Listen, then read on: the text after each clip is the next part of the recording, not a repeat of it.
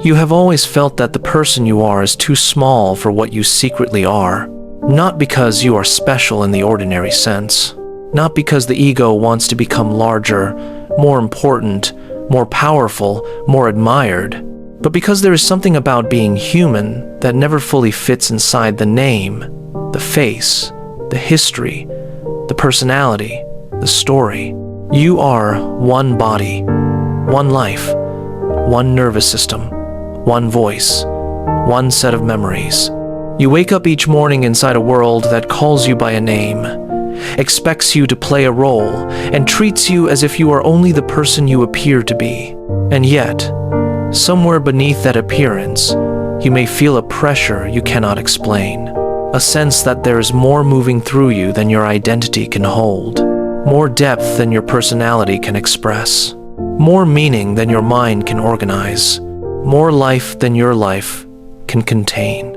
Sometimes this appears as longing, sometimes as restlessness, sometimes as the quiet ache of not being able to become everything you sense within you. Sometimes it appears as the feeling that no achievement, relationship, explanation, or version of yourself quite reaches what you are actually looking for.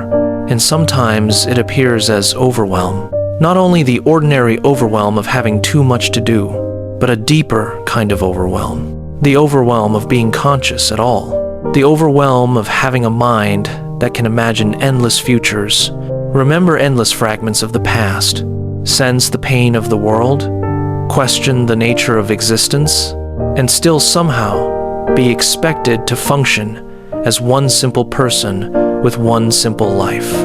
We usually explain this as stress, anxiety, overthinking, burnout, distraction, and sometimes that is true. But beneath all of it, there may be a deeper tension. Maybe the deepest pressure of being human is that we are finite enough to have a life, but infinite enough to feel that no life can fully contain us. You are finite in form, but infinite in essence. And the difficulty is learning how to live as both, because the mind feels overwhelmed when it tries to hold infinity as information. But infinity can only be met as presence.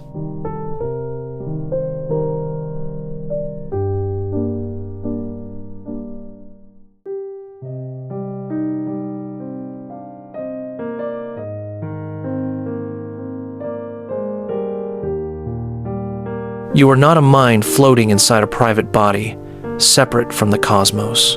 You are not a little self placed inside reality like an object placed inside a room. You are what happens when reality becomes specific, when the universe stops being an abstraction and becomes breath, skin, memory, sensation, hunger, fear, desire, attention, a face in the mirror. A voice that says, I am here. Your body is not a private object sealed off from the whole. It is the cosmos learning how to feel from the inside. It is the universe organized as heartbeat, grief, electricity, thought, longing, instinct, and awareness. This does not mean your personal self is endless. It does not mean your personality is secretly the whole universe wearing a human mask. It means the life appearing as you cannot be separated from the field of reality that makes you possible. You are finite as form, finite as body, finite as biography, finite as age, place, memory, responsibility, wound, desire, and history. But you are infinite in essence, not because the ego is cosmic and supreme, not because the personality should inflate itself into some spiritual identity, but because what appears as you is not separate from reality itself. You are not the whole universe as your personality. You are the universe becoming personal as you. That distinction matters, because if the ego hears I am infinite, it can quietly turn infinity into another possession, another identity, another costume, another way to feel important.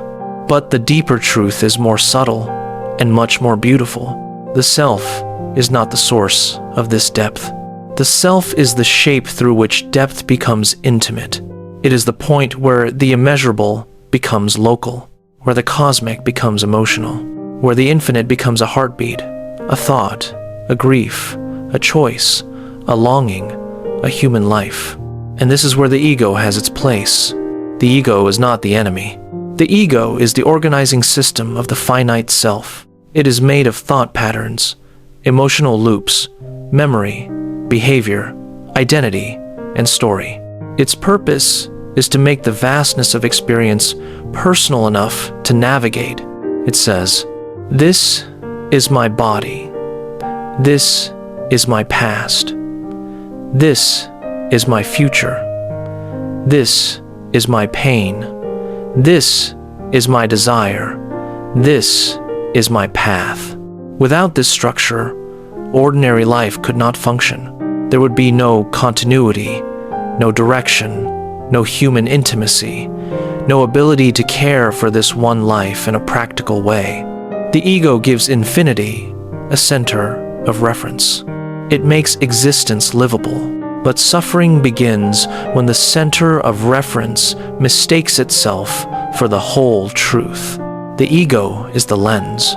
The problem begins when the lens believes it is the light. This is why you can build an entire identity and still feel unknown to yourself. The identity may be functional. It may help you survive. It may help you belong. It may help you become understandable to others. But it is not deep enough to contain the life moving underneath it. You are not less than human. You are more than the idea of yourself that learned how to survive. And this is why the self can feel so strange, so fragile, so pressured, so incomplete, because the person you think you are is not false exactly. It is just not large enough to hold the whole truth of what is moving through it.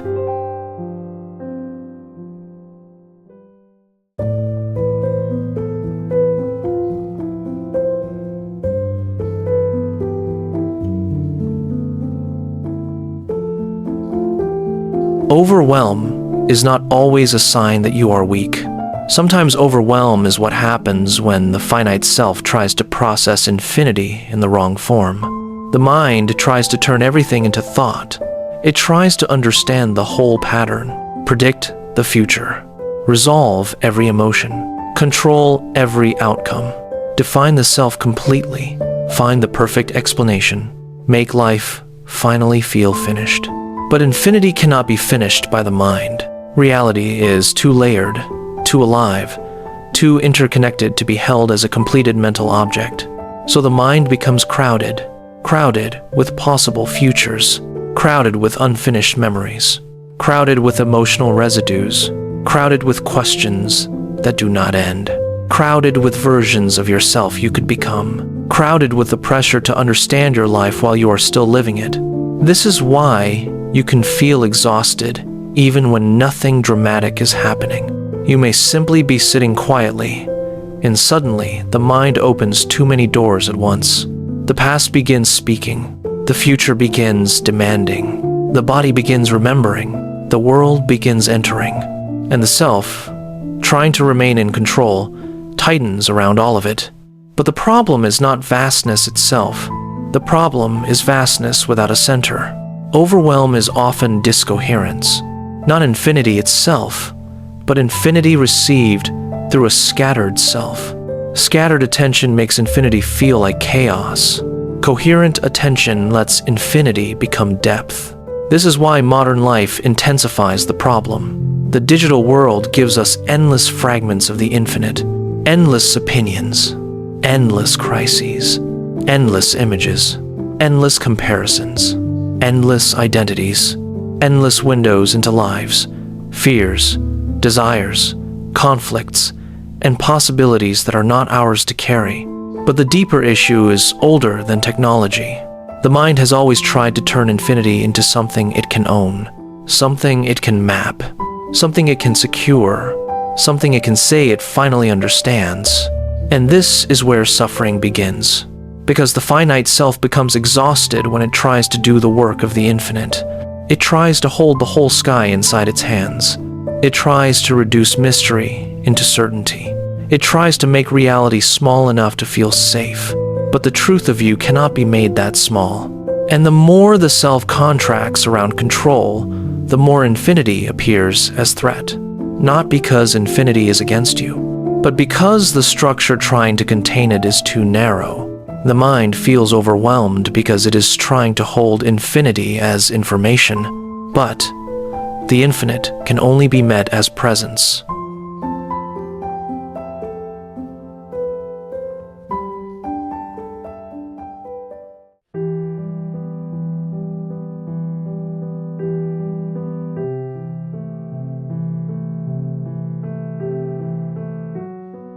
The mind imagines infinity as something far away.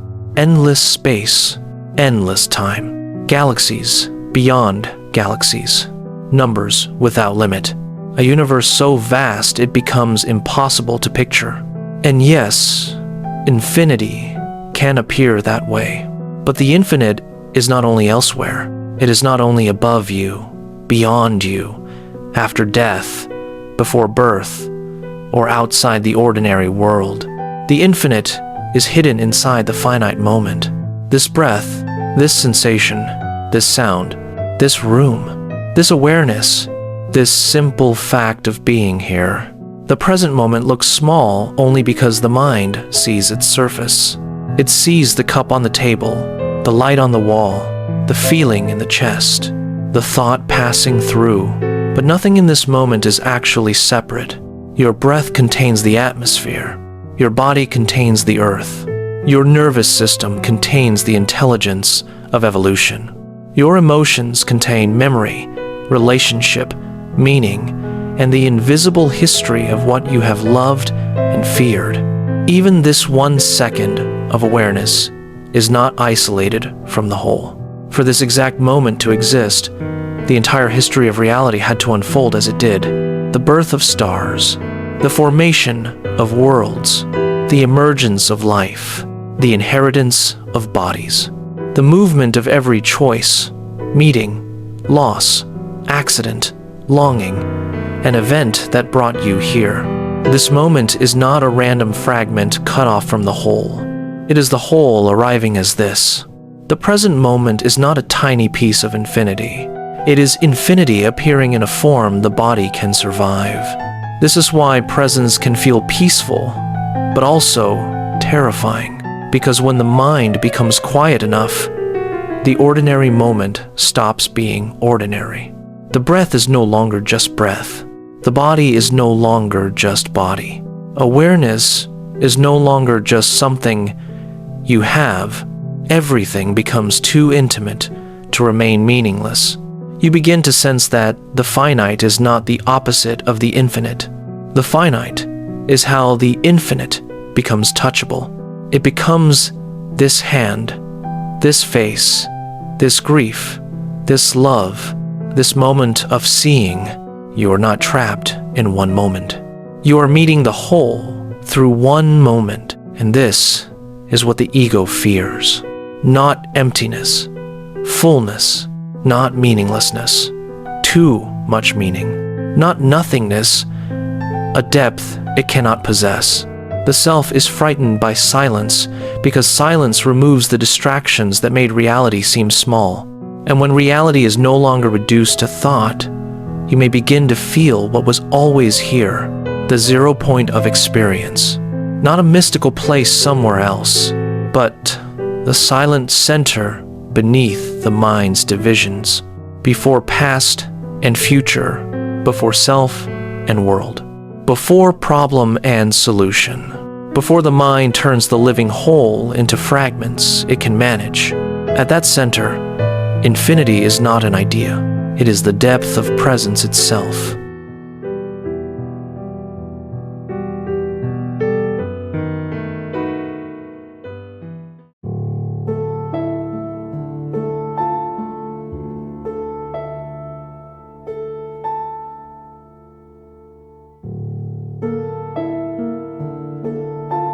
The answer is not to destroy the ego. It is not to escape the body. It is not to become abstract, detached, or above ordinary life. You are not here to disappear from being human. You are here to let the human become transparent to what is deeper than the story. Presence is how the finite and infinite learn to live as one. In presence, the finite self does not need to contain the whole. It does not need to understand everything before it can rest. It does not need to control every outcome before it can act. It does not need to turn mystery into certainty before it can trust life. Presence allows the self to participate in reality without trying to possess it. It is what remains when you stop abandoning the depth of this moment for the promise of a future self who will finally be enough. When attention is scattered, you become a fragment among fragments. Every thought pulls you. Every fear defines you. Every possibility divides you. Every piece of information becomes another demand on your nervous system. But when attention gathers, something changes. The center and the periphery begin to cohere. The mind stops chasing every fragment. The body begins to feel inhabited. The moment becomes deeper than the story you are telling about it. This is not passivity. It is not giving up. It is not pretending human life does not matter. It is the opposite. Presence allows you to live more fully inside the finite life, because you are no longer asking the finite life to contain the infinite. You can make choices without believing the whole universe depends on your control. You can feel pain without shrinking your entire identity around it. You can desire something without turning desire into desperation. You can have a story without becoming imprisoned by the story. You can be a person without forgetting that personhood is a temporary shape of something immeasurably deeper. This is where peace begins. Not because life becomes small, not because mystery disappears, not because all questions are answered, but because the self stops resisting the vastness it belongs to. Peace is not the absence of vastness. Peace is coherence with vastness. The human life remains. The body still wakes up. The mind still thinks. The world still asks things of you. There are still relationships, responsibilities, fears, griefs, ambitions, choices, and ordinary days. But something has shifted. The self is no longer trying to contain reality. It becomes a doorway through which reality can become attention, care, action, and love. The finite life becomes less like a prison and more like a vessel, a place where the infinite can become particular, where awareness can become devotion, where vastness can become tenderness, where mystery can become one honest human life. You do not need to become less human to become more infinite. You need to become less confined by the story of what human means.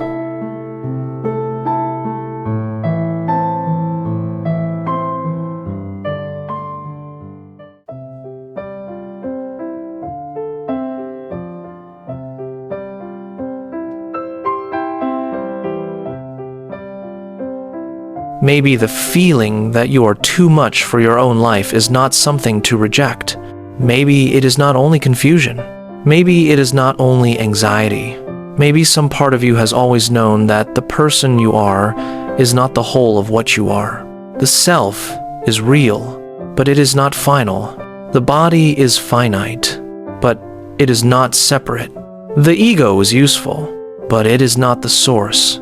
The life you are living, with all its limits and imperfections, is not outside the infinite. It is one of the places where the infinite becomes visible. So, you do not need to escape being human to find what is infinite. You do not need to abandon your story, your body, your relationships, your ordinary life. You only need to stop mistaking them for the whole. The mind will always become overwhelmed when it tries to hold infinity as information. But presence does not need to hold infinity. Presence lets infinity be. And in that letting, something in you finally stops trying to become vast. It begins to recognize the vastness that was already here. You were never only a small self reaching toward infinity. You were the infinite learning how to live as one finite human life.